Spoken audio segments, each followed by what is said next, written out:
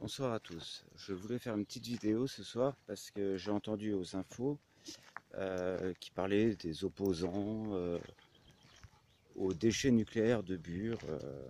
Voilà. Donc ils s'étonnent qu'il y ait des opposants. Alors en fait, ils ne savent pas quoi faire de leurs déchets, alors ils les enterrent et puis tout le monde devrait trouver ça tout à fait normal, quoi. Voilà. Donc encore un gosse, bon, le gosse il pète le vase de sa mère. Bon, qu'est-ce qu'il fait? Il l'enterre dans le sable. Bon, c'est normal. Mais là, c'est quand même des gens qui ont fait des grandes études, quoi. Franchement, les mecs, ils sont en costard cravate, tout. Et voilà, ils fabriquent des déchets nucléaires et ils se disent, bah, qu'est-ce qu'on va en faire?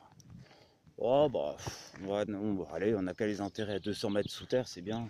Voilà. Puis, ben, nos petits enfants, ils verront bien ce qu'ils veulent en faire, quoi.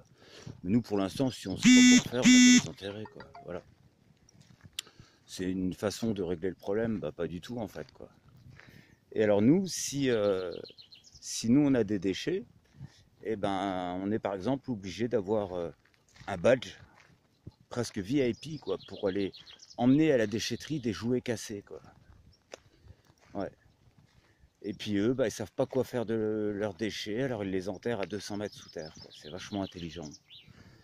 Et c'est surtout des gens qui ont fait des grandes études, quoi. Franchement, les mecs, ils sont hyper calés, quoi. Et puis, en grande partie, c'est EDF, c'est à eux les déchets nucléaires, et EDF, eh ben, c'est tout simplement l'État, quoi.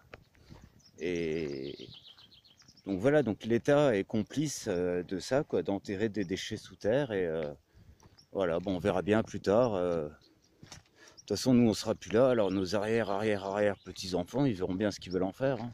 Bah, ils en font rien, quoi, tout simplement, quoi. Alors un jour, il y a un mec qui s'est dit, putain, j'ai trouvé une super façon de fabriquer du courant. On va construire une centrale nucléaire. Alors bon, si elle pète, attention. Alors là, si la centrale, elle pète, là, toute la France, voilà, tout le monde est touché. Faut pas qu'elle pète, hein. Mais alors, c'est super, quoi. Bon, oui, on va fabriquer pas mal de déchets nucléaires. On va pas savoir quoi en faire, mais bon, c'est pas grave. On aura quand même beaucoup de courant. Puis pour pas cher en plus, quoi. Alors voilà. Et puis moi, j'ai mon voisin. Là, il a un toit. Et dans les années 70-80, ben, on vendait le toit là, comme ça. C'était pas cher, c'était normal. Alors vous allez me dire, c'est quoi le rapport? Ben, tout simplement, son toit, il est en partie en plaques ondulées, qu'on appelle des éternites. Et les éternites là, et ben dedans il y a de l'amiante, tout simplement. Et donc s'il veut faire enlever son toit, pour en mettre un nouveau, hein, il décide tout simplement de changer son toit, de mettre un nouveau toit en tuiles, tout. Et ben, oula, attention, pas le droit de le démonter, hein, il y a de l'amiante, hein. Alors que dans les années 70-80, on vendait ça, on perçait ça, on vissait ça, il n'y avait pas de souci, tout le monde était potentiellement touché par le cancer, mais c'était pas grave, il n'y avait pas de souci. Là maintenant, il faut faire venir des pros qui viennent avec des masques et tout. Et bah, qu'est-ce qu'ils vont faire? Ils vont démonter le toit. Alors déjà, ça va coûter une fortune à mon voisin. Ça, c'est déjà sûr. Puis après, bah, qu'est-ce qu'ils vont en faire? Ah, parce que les plaques en éternite, là. Donc c'est bien beau de dire il y a de l'amiante, vous n'avez pas le droit d'y toucher. Mais après, il faut savoir quoi en faire. Et à mon avis, bah, comme ils ne savent pas, bah, ils vont enterrer, hein, comme tout le temps. De toute façon, en France, quand on ne sait pas, en France, il y a deux solutions. C'est soit on ne sait pas quoi faire des déchets, alors on les brûle. Ouais, bon. Ou alors on les enterre. Ouais, c'est pas super non plus, quoi. Donc voilà. Donc là, ben, on ne sait pas quoi faire des déchets nucléaires, on les enterre et après on s'étonne qu'il y ait des gens qui réagissent et qui se disent mais non, nous on n'est pas d'accord, on s'y oppose. Voilà.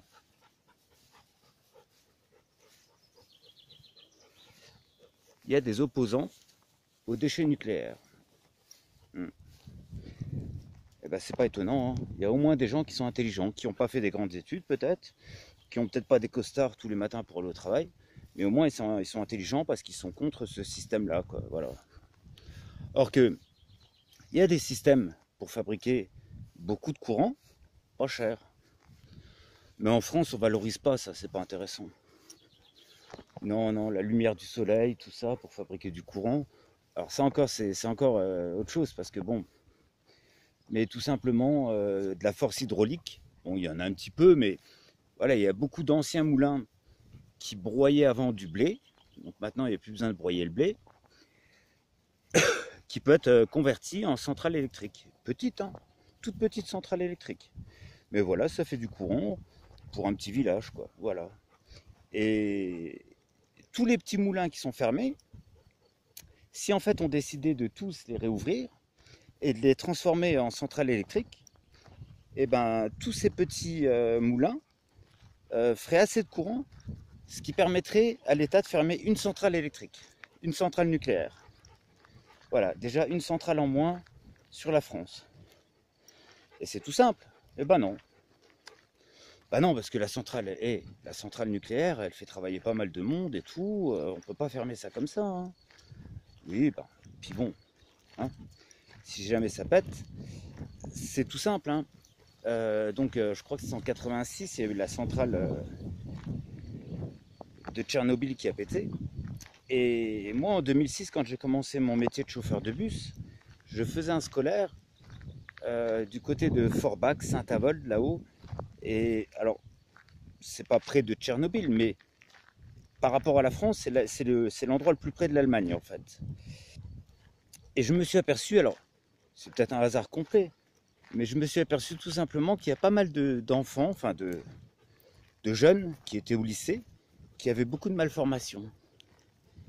Et en fait, je me suis dit, bah, si ça se trouve, parce que en fait, ils sont au lycée, donc ils ont 18 ans, ouais, donc ça correspond à peu près avec une grossesse peu de temps après que la centrale de Tchernobyl elle est pétée. Ça n'a peut-être aucun rapport, hein.